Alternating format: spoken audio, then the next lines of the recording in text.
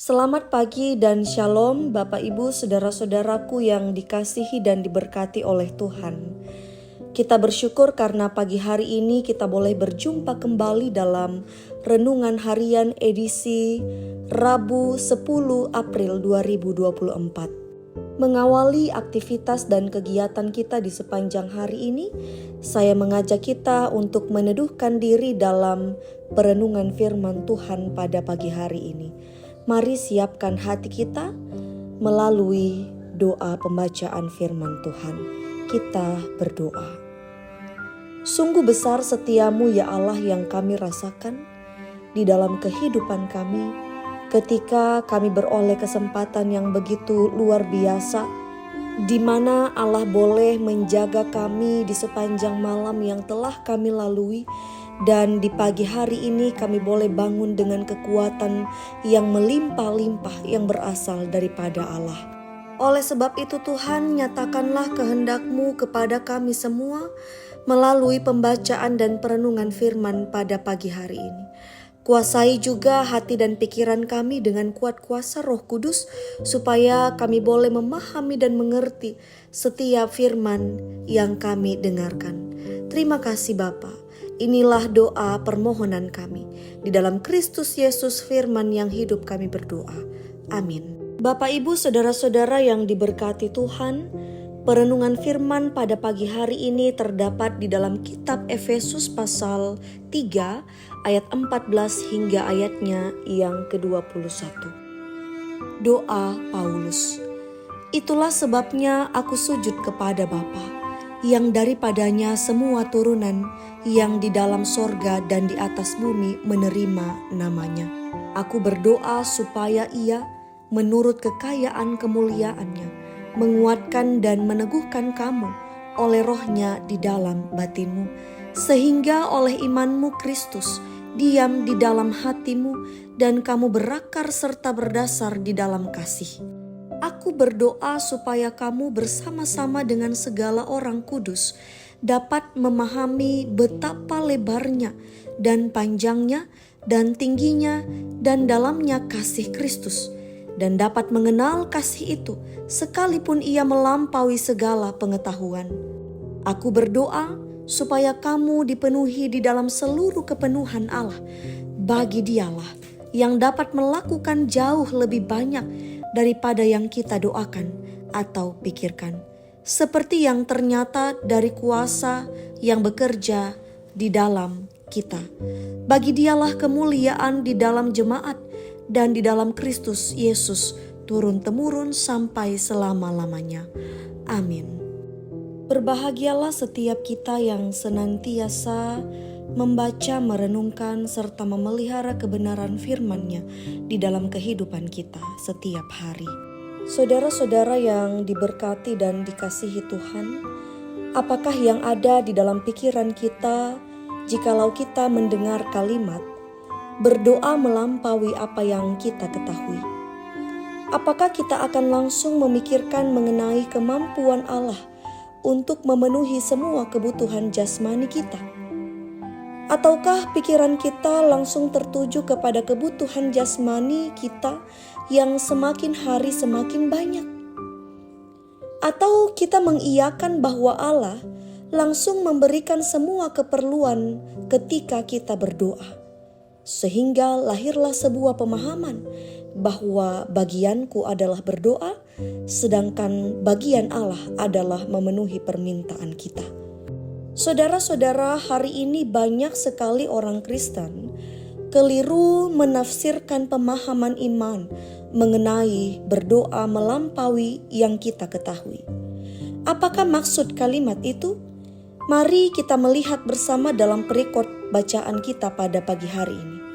Berdoa melampaui apa yang kamu ketahui memiliki arti yang pertama, ketika kita berdoa, Allah membuat manusia batiniah kita semakin kuat. Saudara-saudara, jemaat di Efesus adalah jemaat yang tinggal di tengah-tengah kebudayaan Yunani dan penyembahan berhala yang begitu kuat. Tentu kondisi yang dihadapi jemaat membuat Rasul Paulus perlu berdoa lebih lagi bagi jemaat di Efesus. Rasul Paulus kita melihat bersama bagaimana ia bersyafaat bagi mereka ketika ia mengatakan dalam ayatnya yang ke-14, "Itulah sebabnya aku sujud kepada Bapa." Ia berdoa dengan sungguh-sungguh supaya mereka semakin kuat di dalam iman dan juga sanggup melawan dosa. Di sisi lain, Rasul Paulus juga memberi contoh bahwa doa menjadi sarana untuk hidup mengalami pertumbuhan iman di dalam Kristus. Karena berdoa adalah salah satu cara untuk memberi makan manusia batiniah kita supaya semakin kuat. Dan di dalam doa Allah memberi kekuatan yang besar bagi roh kita untuk melawan segala keinginan daging, keinginan duniawi, dosa, bahkan iblis. Hal ini juga yang disampaikan oleh Yesus kepada para murid di Taman Getsemani di dalam Injil Lukas pasal 22 ayat 39 hingga 46 ketika ia katakan, "Berdoalah supaya kamu jangan jatuh di dalam pencobaan." Dalam ayatnya yang ke-16 dikatakan bahwa Allah akan memberi kekuatan kepada setiap orang percaya melalui kehidupan doa mereka. Saudara-saudara, jikalau pada saat ini kita masih dikuasai oleh amarah dalam menghadapi pergumulan, kita begitu cepat menyerah, kita begitu mudah diombang-ambingkan oleh keinginan daging kita. Kita bahkan terlalu banyak kompromi dengan hal-hal yang jahat. Maka segeralah cek kehidupan doa kita. Salah satu alasan mengapa manusia batiniah kita menjadi sangat lemah oleh karena kita tidak pernah membangun kehidupan doa bersama dengan Allah. Hal yang kedua adalah dalam berdoa Allah akan membuat iman kita semakin teguh dan berakar. Itu terdapat di dalam ayatnya yang ke-17. Bapak Ibu saudara-saudara, iman dapat kita bayangkan sebagai benih tanaman yang akan ditaburkan di tanah yang subur. Ia bertumbuh dan semakin berakar di dalam tanah. Ia menjadi kokoh ketika diterjang oleh angin dan kemudian ia juga berbuah. Bapak Ibu saudara-saudara, Allah tahu semua keperluan kehidupan rohani kita.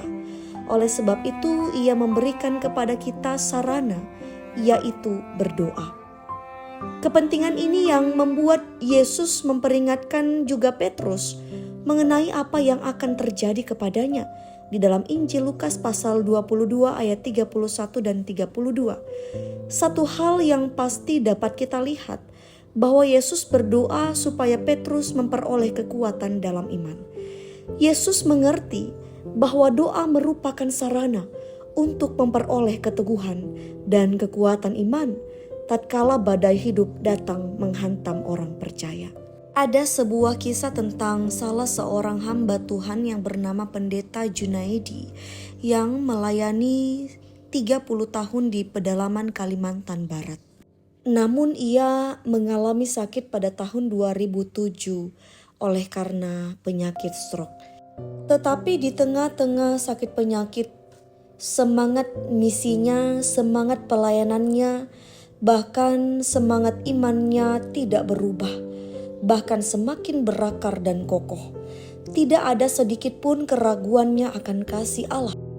Bahkan di tengah-tengah sakit penyakit yang ia alami, Allah mengizinkan duka terjadi di mana istrinya dipanggil terlebih dahulu oleh Tuhan. Dan hal itu tidak juga membuat imannya surut kepada Allah.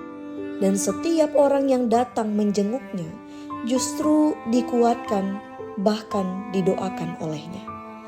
Bapak Ibu saudara-saudara, pergumulan hanya akan membawa kita pada dua kemungkinan. Yang pertama adalah semakin berakar, kuat dan berbuah melalui doa. Dan yang kedua adalah semakin jauh, jatuh dan tidak berbuah karena tidak pernah membangun kehidupan doa bersama dengan Allah. Hal yang ketiga adalah Allah akan mengajar kita semakin mengerti kesempurnaan kasih-Nya. Bapak Ibu saudara-saudara, dengan berdoa Allah mengajar kita untuk semakin mengerti akan kasih-Nya yang sempurna, mengenal kasih Allah yang lebar, dalam, dan luas yang mungkin tidak dapat dimengerti oleh akal kita yang terbatas. Kalau kita melihat bersama bagaimana kasih Allah dalam kehidupan para tokoh-tokoh Alkitab, bagaimana mungkin Allah memberi kasih-Nya kepada Salomo yang hidup dalam persinahan dan penyembahan berhala, menganugerahkan kesempatan kepada Yudas untuk hidup bersama Mesias, bahkan menyelamatkan penjahat yang tergantung di kayu salib, terus menolong kehidupan bangsa Israel yang tegar tengkuk, menerima kembali Petrus yang sudah menyangkal ia, bahkan menyelamatkan ribuan, jutaan, bahkan miliaran orang-orang yang hidup tidak bermoral, pecandu alkohol, narkoba, pembunuh, pencuri, dan bahkan ia menerima kembali orang-orang yang menganiaya umat Allah. Salah satunya adalah Paulus. Kasih Allah senantiasa mengagumkan semua manusia yang hidup di dalamnya. Oleh sebab itu, kesadaran akan pentingnya hidup dalam doa sama dengan kemampuan kita dalam memahami apa yang akan Allah kerjakan dalam kehidupan doa kita. Oleh sebab itu, Bapak, Ibu, Saudara-saudara, tekunlah berdoa. Karena doa iman Kristen adalah doa yang indah. Dalam penuh penyerahan setiap orang harus berkata, "Bukan kehendakku ya Allah, tetapi kehendak-Mu yang terjadi." Terpujilah nama Tuhan. Amin.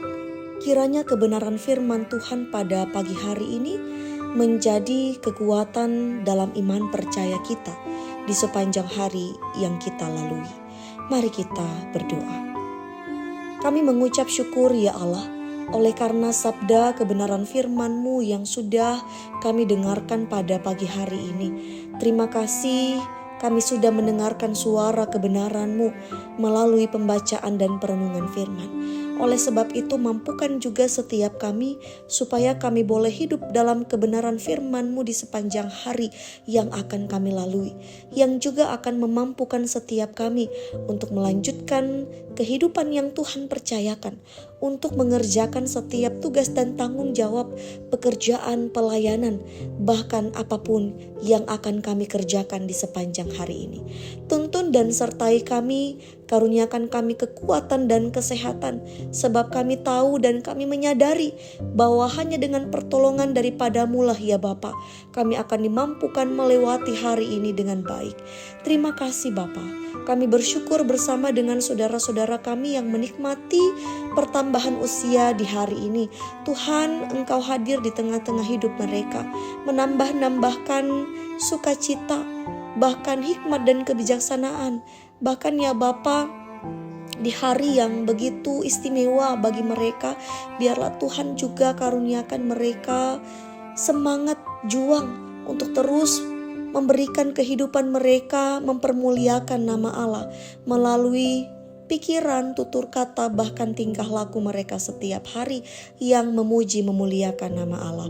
Kami berdoa bagi saudara-saudara kami yang hidup dalam kesulitan, dalam sakit penyakit, hidup dalam kondisi perang, berada dalam situasi bencana, bahkan saudara-saudara kami yang mengalami kepahitan, trauma, guncangan-guncangan kehidupan.